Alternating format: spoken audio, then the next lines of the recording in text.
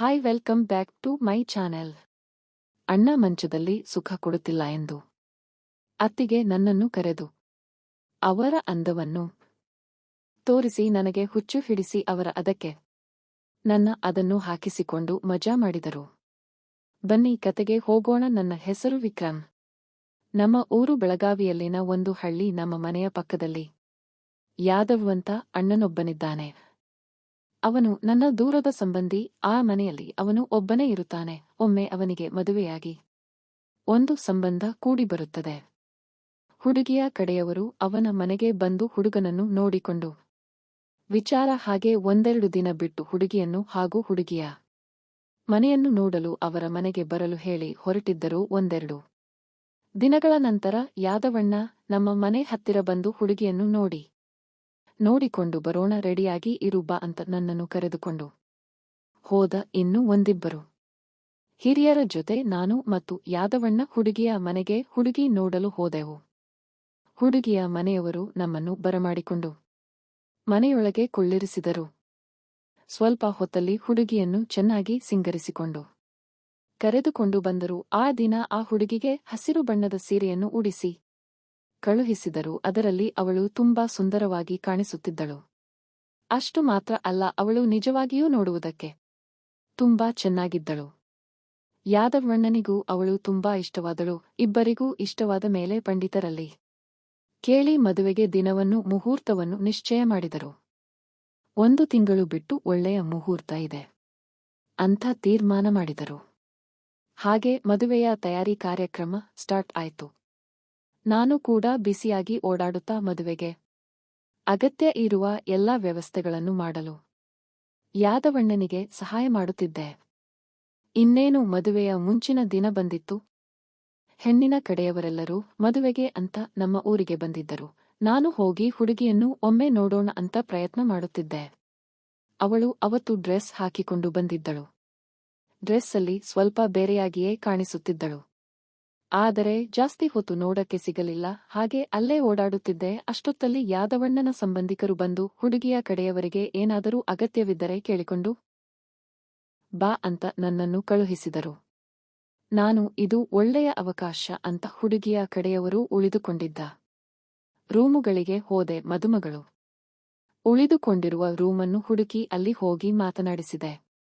ನಾನು ಮದುಮಗನ ತಮ್ಮ, ನಿಮಗೇನಾದರೂ ಸಹಾಯ ಬೇಕಾದಲ್ಲಿ ನನ್ನನ್ನು ಕೇಳಿ ಅಂತ ಹೇಳಿದೆ. ಆಗ ಮದುಮಗಳು ನಿನ್ನ ಹೆಸರೇನು ಅಂತ ಕೇಳಿ ಹೇಳಿದಳು. ನಾನು ನನ್ನ ಹೆಸರು ವಿಕ್ರಮ್ ಅಂತ ಹೇಳಿದೆ. ಆಗ ಮದುಮಗಳು ನಿಮ್ಮ ಅಣ್ಣನಿಗೆ ನಾನು ಇಷ್ಟವಾಗಿದ್ದೀನಾ ಅಂತ ನನ್ನನ್ನು ಕೇಳಿದಳು. ಅದಕ್ಕೆ ನಾನು ಹೌದು, ನೀವು ಅವರಿಗೆ ಇಷ್ಟವಾಗಿದ್ದೀರಿ ಅಂತ ಯಾದವಣ್ಣ ನನಗೆ ಹೇಳಿದ್ದಾನೆ ಅಂತ ಹೇಳಿದೆ.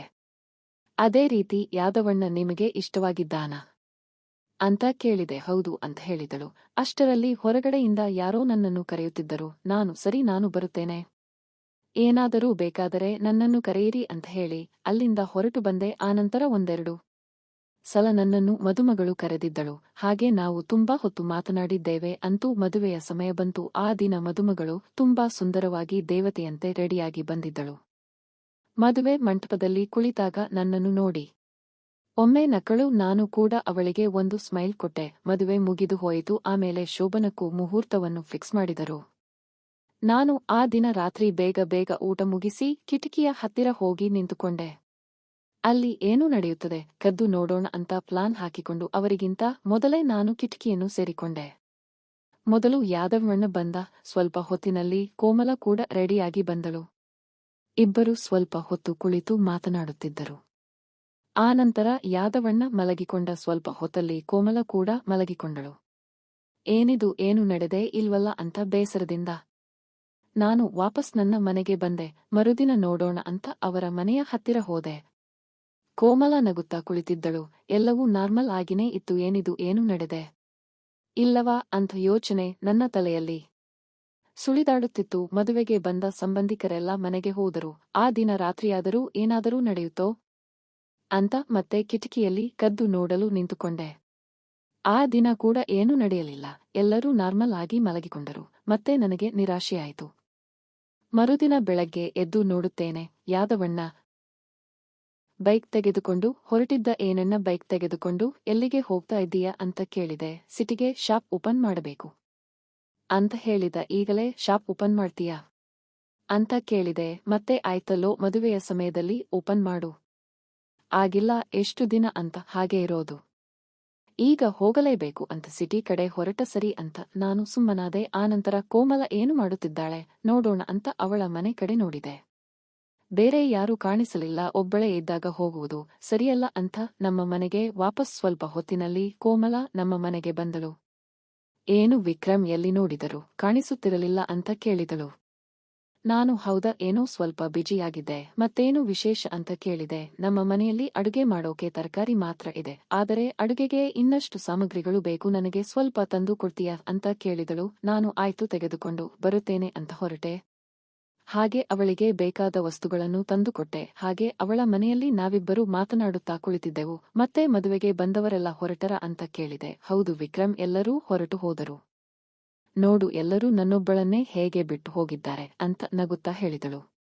ಯಾದವಣ್ಣ ಹೀಗೆ ಯಾವಾಗ ನೋಡಿದರು ಮನೆಯಲ್ಲಿ ಇರುವುದೇ ಇಲ್ಲ, ಏನಾದರೂ ಒಂದು ಕೆಲಸ ಮಾಡುತ್ತಲೇ ಇರುತ್ತಾನೆ ಅಂತ ಹೇಳಿದೆ. ಹಾಗೆ ಸ್ವಲ್ಪ ಹೊತ್ತು ಕೋಮಲ ಮನೆಯಲ್ಲಿ ಕುಳಿತು ಟಿವಿ ನೋಡುತ್ತಾ ಇದ್ದೆ. ಹೀಗೆ ದಿನ ಕಳೆಯುತ್ತಾ ಇತ್ತು. ಕೋಮಲ ಪ್ರತಿದಿನವೂ ಏನಾದರೂ ಒಂದು ಕೆಲಸಕ್ಕಾಗಿ ನನ್ನನ್ನು ಕರೆಯುತ್ತಿದ್ದಳು.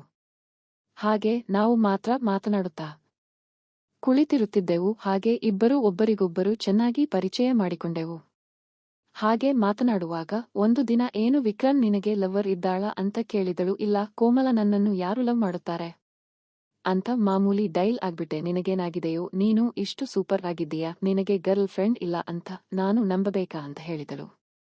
ಇಲ್ಲ ಕೋಮಲ, ನನಗೆ ಇದುವರೆಗೂ ಯಾರೂ ಸಿಕ್ಕಿಲ್ಲ ಅಂತ ಹೇಳಿದೆ.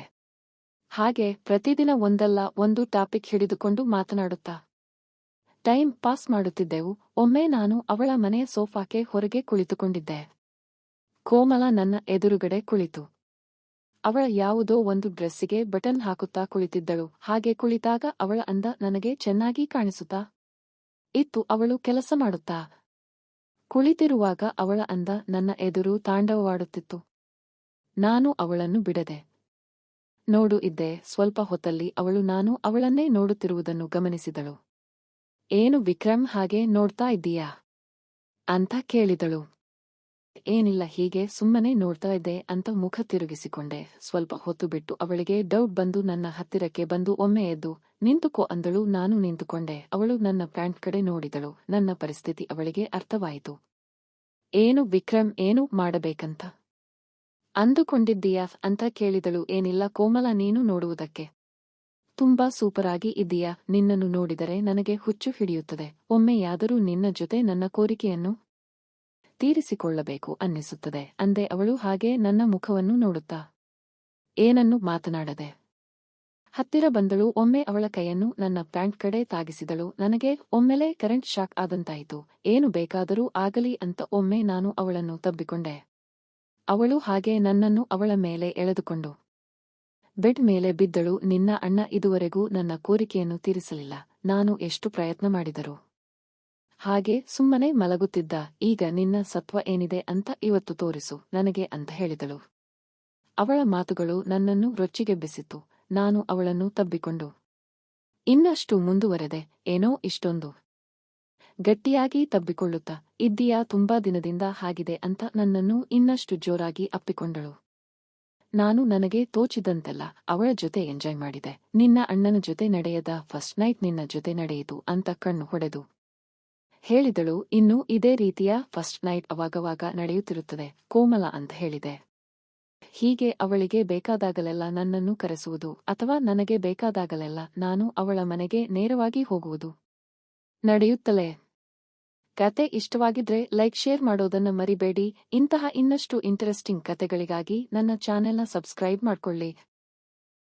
ಧನ್ಯವಾದಗಳು.